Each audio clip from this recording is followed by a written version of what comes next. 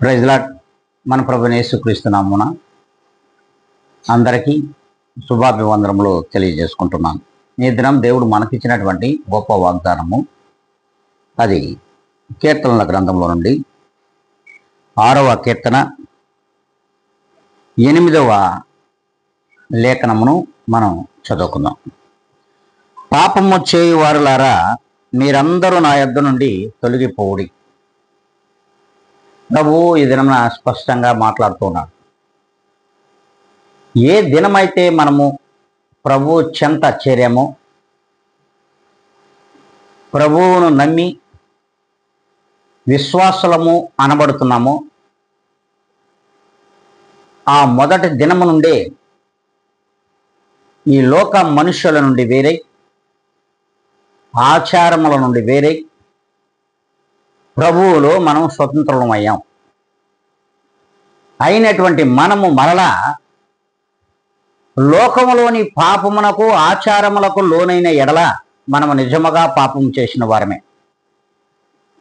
అందుకే ప్రభు అంటున్నాడు, పాపము చేయువారులారా, మీరందరూ నా యొద్ద నుండి తొలగి పొండి అంటున్నాడు. స్పష్టంగా చెప్పేస్తున్నాడు. మరి అట్టి పాపమునకు నిన్న నేడు రేపు మనం లోనవుతున్నామో లేదో ఒక్కసారి మనల్ని మనము ఆత్మ పరిశీలన చేసుకొని, మరి ఈ దినము నుండైనా సరే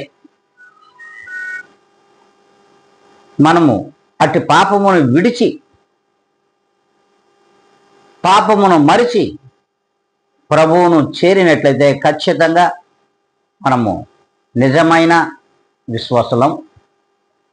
మనలో ఎట్టి లోకపక్షమైనటువంటి అనుమానము కూడా ఉండదు. ఈ రీతిగా దేవుడు మాట్లాడుతూ ఉన్నారు. మరి ఈ మాటలో మనలో, మన కుటుంబములలో కూడా ఫలించాలనుకుంటే అందరం కూడా తలలు ఉంచుకుందాం, కళ్ళు మూసుకుందాం.